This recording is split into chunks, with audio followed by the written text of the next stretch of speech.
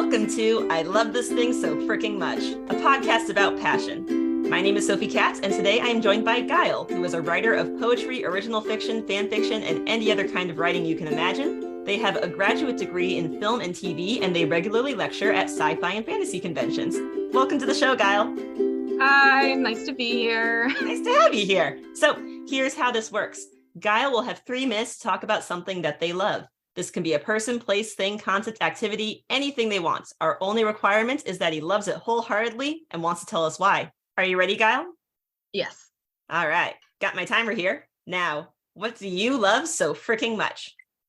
So the answer is superheroes and comic books about superheroes. This interest has been a big interest of mine for several years now. I started reading comic books, in like 2015. And obviously everybody grew up with superhero movies and superhero media and whatnot. But it was really when I got into the Jewish history of the medium and the Jewish themes in the medium specifically that I really, really got into it. And there's been a lot of research that I've done over the past few years about this. And it really just starts with the historical reality of New York in the 30s, having a considerable population of first and second generation immigrant Jews from East Europe. A lot of them had vague memories or no memories at all of the old world. And they were growing up in the United States as foreigners because the situation then was just very different from what it is now. And they ended up creating the comic book industry because, simply put,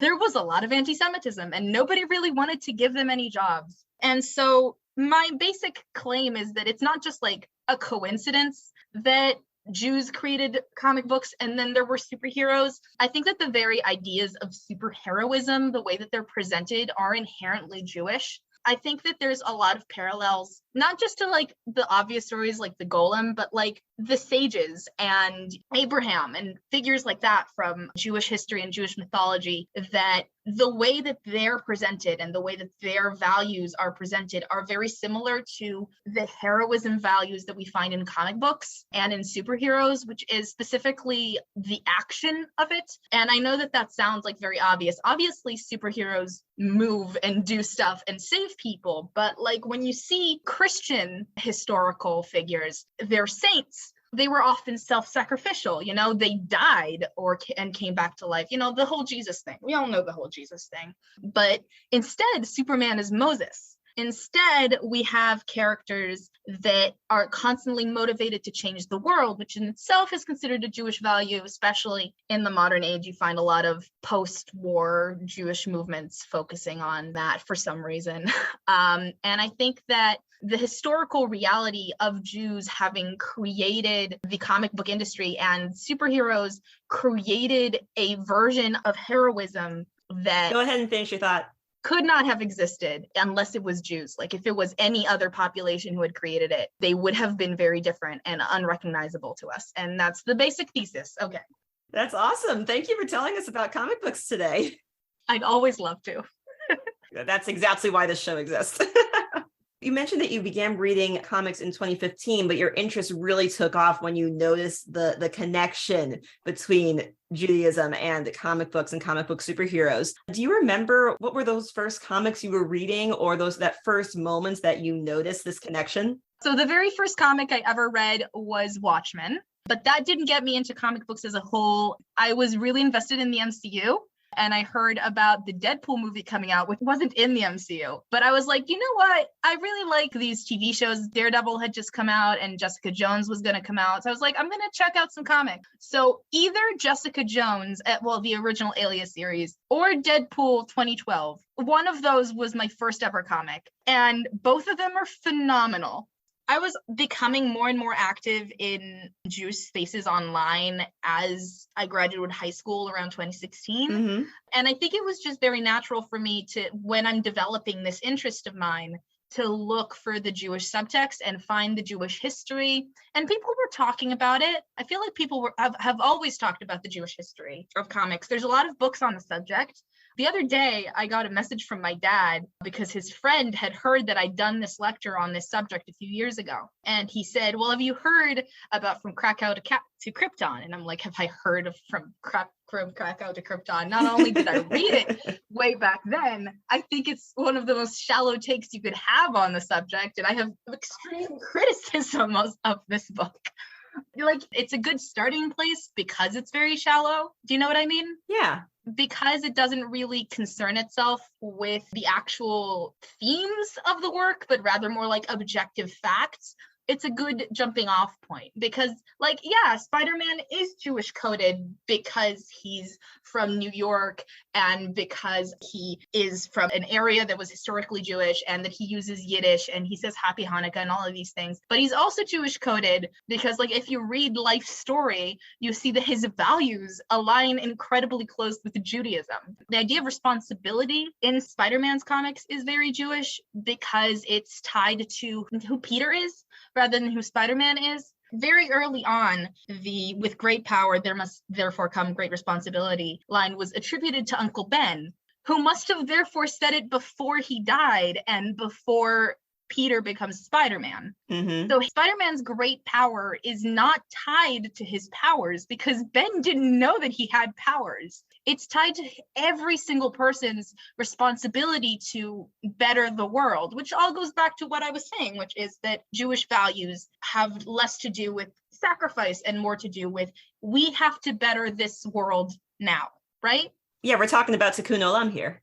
Yeah, exactly. We're talking about Tikkun Olam, but we're also talking about bigger things like tzedakah. I think tzedakah, which is the value of giving stuff away, basically, like giving to the poor or giving to your neighbor. I think that that's more important than Tikkun Olam because Tikkun Olam is like a concept, and then tzedakah is how you do it. And tzedakah is mandated. It's mandated in Purim. We were required to give to charity in that holiday. And then, like, when you're rich, when you have big fields, you know, back when Judaism was based off of the idea that you had land, you were required to leave some of that land for people to eat from. You were not allowed to take everything off the land because there were people who didn't own land and you had to give it to them. Mm-hmm. You weren't allowed to let anybody starve. There's a quote from the Mishnah. It's very common in Israel to quote it. He who saves one life has saved an entire world. Mm-hmm. And I have right here a Batwoman elegy, which everybody should read because it is one of the most Jewish comic books ever. It's written by Greg Rucka. Greg Rucka himself is Jewish. Everything I've read by him is masterful. So this is actually very near the end of the comic, so I'm sorry for spoiling it for everybody. But basically, we flash back to Kate Kane's decision to become Batwoman. Her dad is a soldier. Kate herself got thrown out for being an out and proud lesbian, and she gets inspired by Batman to join in on the fight. And her father says, okay, I'm going to train you. However, make no mistake, you do this, you're going to war. I am now quoting the narration. Define the goal, define the objective, define the terms of victory. Because if victory means bringing your mother and sister back, you've already lost. If victory means taking revenge for what happened to them, you've already lost. But if the objective is just to save one life, to protect one innocent, to keep one person from having their life shattered in violence, and to come home alive when you're done, then you can prevail. And there's so many pieces in this that are exactly what I've been talking about, which is doing, but also the idea of saving one life and of specifically not dying while you do it. Mm-hmm. You have to keep at it consistently forever and ever. It's never ending work. And so I think that these panels represent perfectly my thesis, basically. I really enjoyed thinking about this, honestly, this whole idea that it's not just whether or not a character is explicitly textually Jewish one way or another, but it's also that it's all tied into why a superhero does what they do. If someone gets these powers, why do they use them to save the world? It's because Jewishly, there's nothing else that they would consider doing. You know, shows like The Boys or Invincible, and they're like representation of absolute power corrupting absolutely. And I get where people are coming from, but so often these people are parodying Superman and they don't understand what Superman is, because Superman is not absolute power. That's not what he is. Like, yeah, it ended up retroactively being like that because he's so overpowered by virtue of having been the first one and people didn't know. I mean, he can fly, he's strong, you can't hurt him. Like that's a lot of power. Yeah, exactly. So he is overpowered in that sense, but he's not motivated by that power. If he had no power at all, he would still go out and help people. And the Moses metaphor here is very, very important. Superman is Moses. You can compare their backstories and see how entirely the same they are, but they're also the same, not just because of their background, but also because they're flawed people who see injustice and feel the need to correct it. Moses was in a position of extreme privilege, right? He was a prince of Egypt. That's absolute power right there. Right, exactly. And he sees a slave of a people that he has, as far as he knows, no connection to. He sees him being beat, and he beats that Egyptian to death. He loses his entire status because of this. He gets recognized afterwards as being the guy who freaked out and killed an Egyptian man over a slave's life. Mm-hmm. And he has to run away, and he loses everything. He hasn't spoken to God yet. He doesn't have any of the powers that God gives him later. He isn't a leader. He isn't anything. He's just a guy that loses everything because he saw injustice and couldn't help himself. He had to stop it. Maimonides describes this as the first level of prophecy. For him, prophecy isn't even necessarily talking to God, but channeling God through justice. Ooh. Which is just such an interesting concept. I feel like the same thing is true for Superman, going back to what I was talking about, that Superman wants to do good, and he uses the strength that he has to do that as best as he can. The person Clark Kent Kal-El would be doing whatever he could to help humanity as is. It just so happens to be that what he can do is a lot. Absolutely.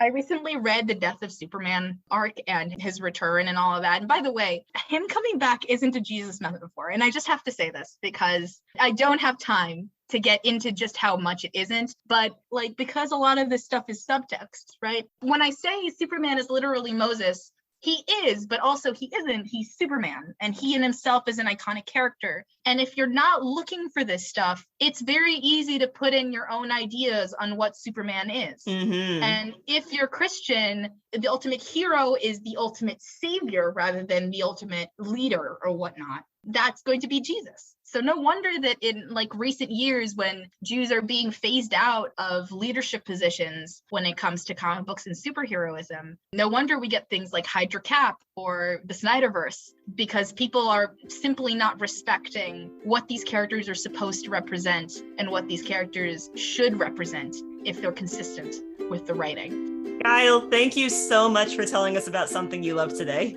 Thank you so much for having me on. I had a lot of fun. Oh, me too. And thank you, our listeners, for tuning in today. If you would like to learn more about comic books or our guest, Gail, you can find their link tree in the episode description. And if you have something you love so freaking much you want to tell me all about it, consider this your invitation to join the show. I Love This Thing So Freaking Much is a production of Through the Window Media. This episode was directed and edited by Sophie A. Katz. You can find us at Through the Window on Twitter, Facebook, Instagram, or Tumblr. That is THROU the Window at all those social media sites. Be good to yourself, be kind to each other, and you'll hear from us again soon.